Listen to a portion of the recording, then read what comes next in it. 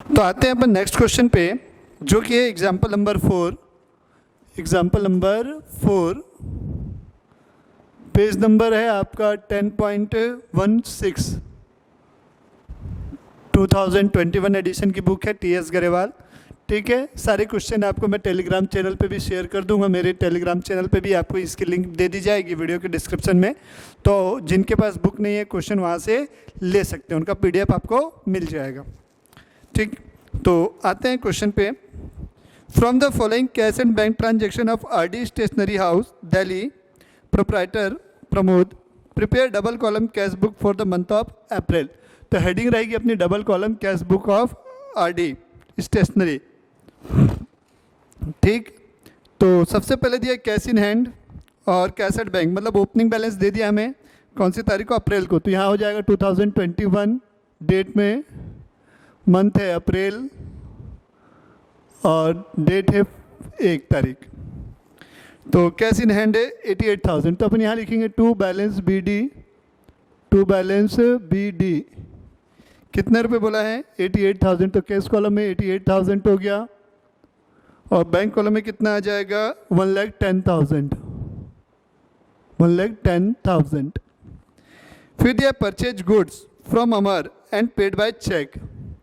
तो पैसा जाएगा, आपने माल खरीदा है और चेक से पेमेंट किया, मतलब बैंक कॉलम में एंट्री होगी क्रेडिट साइड में 2021 3 April by purchase account, by purchase account कौन सी तारीख को है 14,000 रुपीज़।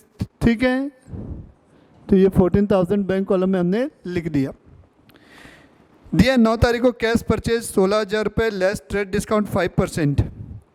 तो मतलब आपने 16,000 का माल खरीदा है, 5% का ट्रेड डिस्काउंट हो गया, मतलब 800। तो 16,000 में से 800 चला गया, 15,200 रुपये। तो 9 तारीख को यहाँ एंट्री होगी bye purchase account, by purchase account 15,200 cash column में, क्योंकि नकदी में खरीदा है, कैश में चेक नहीं दिया है। परचेज पोस्टेज स्टाम्प, यहाँ कैश में ही मानेंगे, अगर बैंक और कैश में से कुछ भी नहीं दिया है तो हम कैश कॉलम में एंट्री करेंगे। तो बाय पोस्टेज, बाय पोस्टेज करके आ जाएगा by postage account. By postage account कितने रुपए का है 1,000 रुपीज़ का है, तो 1,000 रुपीज़ आ जाएगा बाय पोस्टेज अकाउंट करके। अब दिया cash sales deposit in bank. तो 12 तारीख को आपने माल बेचा है, कितने रुपए का cash sales deposit into bank. ठीक है, तो इसका मतलब क्या हुआ, सेम डे आपका क्या हो गया, पैसा आ गया बैंक में। तो अपन 12 तारीख को यहाँ लिखेंगे to sales account, to sales account कौन से कॉलम में लिख देंगे इसको सीधा। अपन कितने रुपए की है परचेज कैश सेल्स 1 लाख रुपए की है, तो अपन सीधा सीधा इसको बैंक कॉलम में लिख देंगे 1 लाख रुपए। ये 1 लाख रुपए आ गया। फिर दिया हुआ है Drew cash for personal use. 14 तारीख को हमने पैसा निकाला है पर्सनल यूज़ के लिए 8,200। अब हमको ये तो नहीं बोला है कि बैंक से निकाला है, तो मैंने क्या बोला, जब तक बैंक नहीं दिया हम कैश मानेंगे। तो कौन सी तारीख थी 14 अप्रैल। तो ये 14 अप्रैल को है। हम क्या लिखेंगे, drawing account debit to cash. तो यहाँ बाय ड्राइंग करेंगे, यहाँ लिखेंगे by drawing account, by drawing account 8,200 rupees cash column में आएगा। 14 के बाद है 15 रिसिप्ट फ्रॉम नरेश। नरेश से पैसा मिल रहा है, कितना रुपए, अ डेटर कैश 6,000, चेक 10,000 रुपये। ठीक है, फिर लिखा इन सेटलमेंट ऑफ हिज अकाउंट 17,000, मतलब 1,000 का हम उसको क्या कर रहे हैं, डिस्काउंट दे रहे हैं।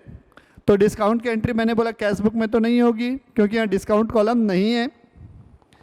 बोथ डिपॉजिट इन बैंक, तो सबसे पहले हम रिसीव करेंगे, उसके बाद बैंक में जमा करेंगे, तो इसकी 2 एंट्री करेंगे। ठीक है, पहले तो अपन रिसीव करने की करेंगे और बाद में इसकी कॉन्ट्रा एंट्री कर देंगे। ठीक, हाँ सर कर देंगे। तो मैं सबसे पहले लिखूँगा टू कैश अकाउंट, सॉरी किससे मिल रहा है, नरेश से मिल रहा है 15 तारीख को। तो ये 15 तारीख को अपन जाएंगे, लिखेंगे to Naresh account. Special entry बेटा ध्यान देना, to Naresh account, to Naresh account. कितना कितना रुपये मिल रहा है, 6,000 रुपये कैश में मिला है और 16,000 रुपये का हमें चेक मिला है, तो ये 16,000 ये हो गया। अब ध्यान से सुनिएगा, अब ये दोनों को ही हमने क्या किया, बैंक में जमा कर दिया है। कहाँ जमा कर दिया है, बैंक में हमने जमा कर दिया है। तो क्या होगा, बैंक में जमा करोगे तो सबसे पहले आप देखो यहाँ पर बैंक में आप जमा कर रहे हो तो कॉन्ट्रा एंट्री होगी 15 तारीख को, सबसे पहले सेम डेट पे। किसकी, 6,000 रुपये की कैश को मैं जमा करके आ रहा हूँ।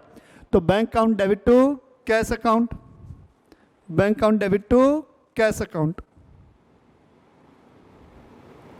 15 तारीख यहाँ लिखूंगा मैं, तो टू बैंक अकाउंट करूंगा मैं यहाँ पर, क्योंकि बैंक का बैलेंस बढ़ेगा, टू बैंक अकाउंट। ठीक है, 15 तारीख को, सॉरी बैंक अकाउंट नहीं कैश अकाउंट होगा, सॉरी बैंक का बैलेंस बढ़ेगा ना, टू कैश अकाउंट। कितने रुपए से बढ़ेगा बैंक का बैलेंस सर, कैश 6,000 था, 6,000 जमा किए, ये यहाँ पर कॉन्ट्रा का सी आ गया, ये 6,000 रुपये आप लिख दीजिए यहाँ पर, ये मैंने लिख दिया। अब इस 6,000 के कारण मेरा क्या होगा, इधर कैश का बैलेंस कम हो गया, तो मैं यहाँ कौन सी तारीख है, 15 तारीख यहाँ भी लिखूंगा मैं। किसके कारण कम हो रहा है मेरा कैश का बैलेंस, बैंक के कारण कम हो रहा है, तो मैं यहाँ लिखूंगा by bank account, by bank account, Contra के लिए सी, कैश कॉलम में कितना रुपए, 6,000 रुपये मैंने लिख दिए। अब 16,000 रुपये का भी बचा है, तो यही सेम डेट पे मैं क्या करूँगा, 15 तारीख को बैंक का बैलेंस इस बार कम होगा। किसकी वजह से कम होगा, कैश की वजह से कम होगा, तो बाय कैश अकाउंट लिखेंगे यहाँ पास, बाय कैश अकाउंट 16,000 रुपीज़ यहाँ बैंक कॉलम में। ठीक, और ये 15 तारीख को यहाँ पर क्या आ जाएगा, डेबिट साइड में आ जाएगा टू कैश करके, to cash account, contra entry लिख देंगे। ठीक है, सॉरी कैश नहीं बैंक लिखेंगे यहाँ, सॉरी टू बैंक लिखेंगे यहाँ पास।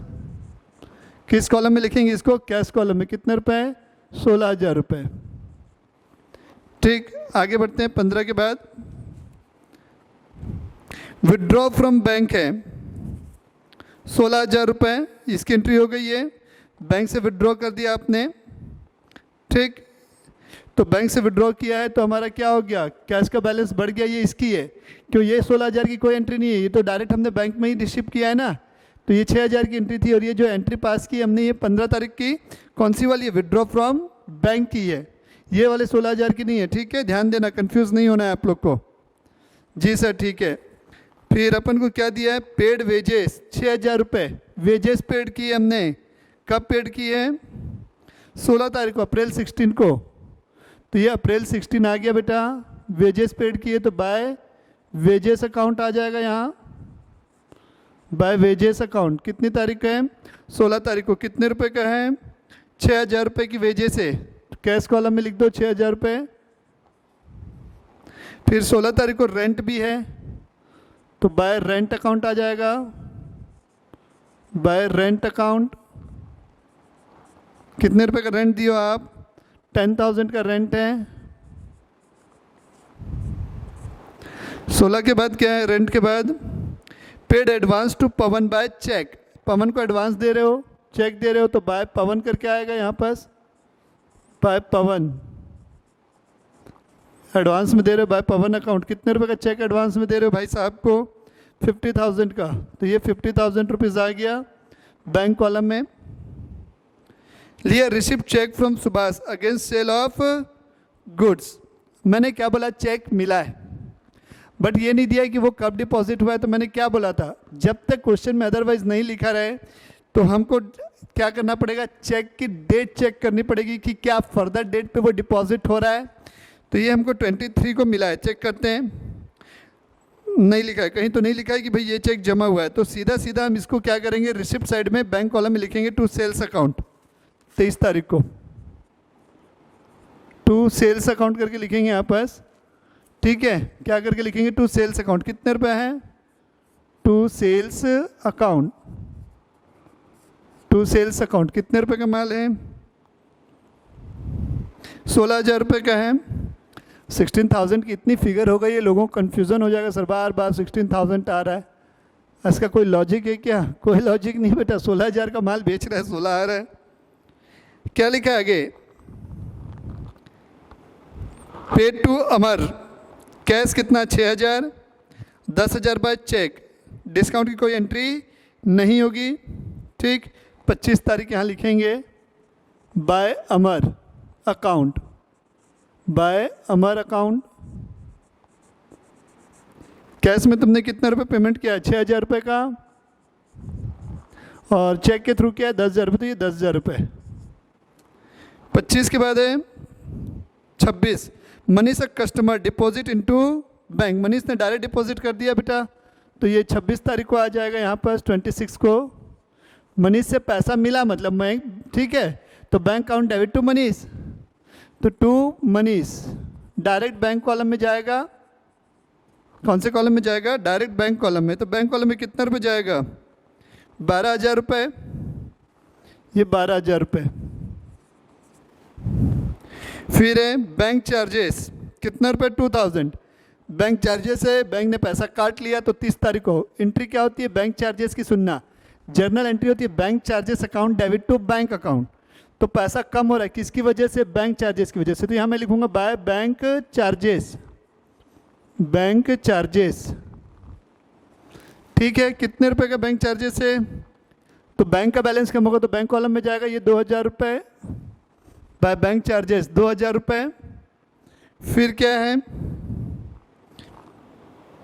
Withdraw from bank for paying income tax, ओहो इनकम टैक्स देना है, और आजकल सब ऑनलाइन पेमेंट ही होती है टैक्स की। ठीक है, तो आप अपना क्या करेंगे, पर्सनल एक्सपेंस हो गया इनकम टैक्स, तो चेक से पेमेंट कर रहे हैं तो ड्राइंग हो जाएगा। पर्सनल यूज के लिए मतलब क्या, ड्राइंग आएगा। 30 तारीख को बाय ड्राइंग अकाउंट लिखोगे, यहाँ by drawing account, by drawing account. कितने रुपए है बाय ड्राइंग अकाउंट में, 10,000 रुपये है, 10,000 रुपीज़। और कोई एंट्री नहीं बची है, तो मैंने क्या बताया था, इसके बाद हम क्या करते हैं, अकाउंट को बैलेंस किया जाएगा। तो अकाउंट को बैलेंस करते हैं, किस प्रकार से बैलेंस होगा, जैसे पिछले क्वेश्चन में किया था वैसे ही।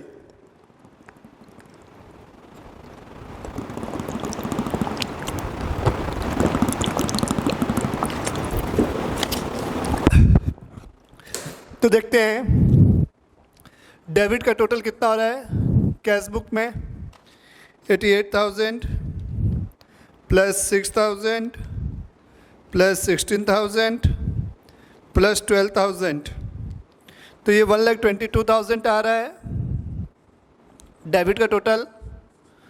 क्रेडिट देखते हैं, 15,200 plus 1,000 plus 8,200 plus 6,000 plus 6,000 plus 10,000 plus 6,000, तो ये 52,400 है, 52,400। तो क्रेडिट साइड का टोटल क्या हो रहा है, शॉर्ट दिख रहा है, 1,22,000 से इसको माइनस करते हैं, 69,600 मुझे इसका बैलेंस दिख रहा है। ठीक है, कुछ कैलकुलेशन मिस्टेक होगी, चेक कर लेंगे इसको एक बार। ठीक है।